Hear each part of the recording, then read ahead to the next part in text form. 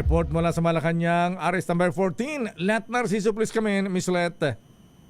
Lakay 5 magkakasunod na mga aktibidad ang dadaluhan ni Pangulong Ferdinand Marcos Jr. sa Misamis Oriental ngayong araw. Una nitong pupuntahan ang inaugurasyon ng Balingoan Port Expansion Project. Ang nasabing pantala na tawiran ng mga biyahero patungo at mula sa Camiguin ay mayroon na ngayong bagong two-story port operations building, gate complex, bagong ro-ro ramp at 10,832 square meter backup area.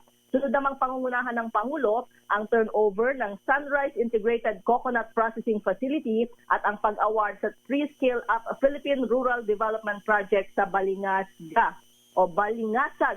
Mula dito ay bibisita ang Commander-in-Chief sa 4th Infantry Division sa Camp Brigadier General Edilberto Evangelista sa Cagayan de Oro City.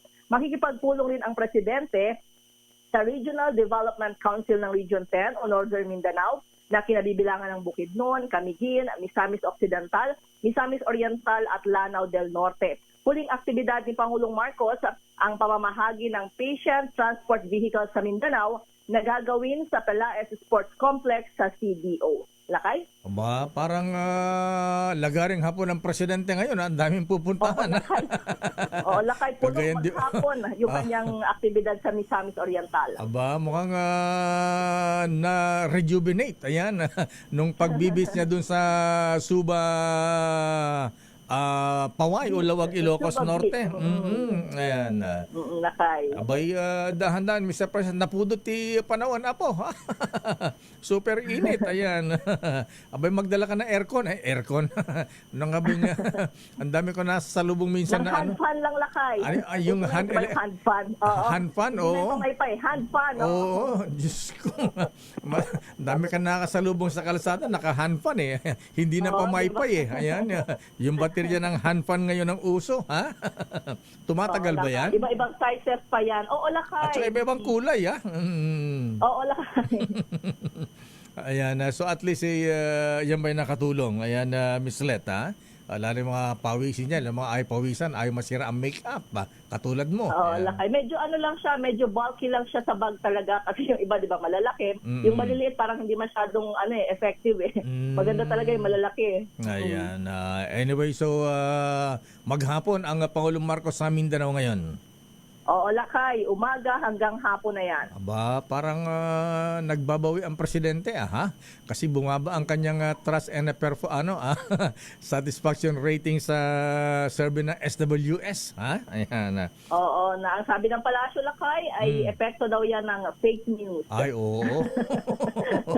Grabe na kasi ang mga fake news, eh. Alam natin mga kababayan, lalo yung mga hindi masyadong hindi nag-check sa mainstream media. Ayan, kung ano napanood nila sa TikTok, sa pinapaniwalaan kaagad. Ayan. Oo, Lakay. At saka mukhang kung ano na lang yung gusto nilang paniwalaan. Kaya nga, di ba yung inaangal ng Malacanang kahapon, Lakay, na may mga nahuli na doon sa kidnapping case kay Anson Ke. Pero yung mga tao, ang sinasabi naman ay fall guys. So, kaya sabi nila, kailangan talaga yung tamang impormasyon ang nakararating sa mga tao. Ayan. So, paalala din mo sa ating mga kababayan para masigurado pong tama ang iyong natatanggap na mga mensahe sa TikTok, social media, huwag kayong masyadong magpapaniwala, ha? Abay, pagka para ma-check yan, mag-verify sa mga news sa mainstream media. Ayan, yun lang naman ang kailangan. At lalo na, Lakay, ngayon kasi panahon ng eleksyon, kampanya. So, ayun, baka naaapektuhan din yung pananaw nga at opinion ng ating mga kababayan. Ayan. Dahil sa mga fake news. Ay, sinabi mo, ha? Lalo't may mga grupo nagpapakarat ng fake news talaga, ha? Ang pangalan niya Harry Roque. Siya pala ang ninong, ha? Harry Roque. Secretary, kumusta ka na, ha? Ayan na. Nasa dihig pa ba si Secretary Harry Roque, ha? Nakita ko yung video niya. Kasama niya si Maharlika ba yun? Yung sumisigaw ng dun sa gitna ng lamig ng kalsada. Anyway, sige, maraming salamat. Let's subaybayan natin ang biyahe ng Pangulong Marcos sa Mindanao. Good morning, balik sa Lakay. Maraming salamat, Let Narciso mula sa Malacanang.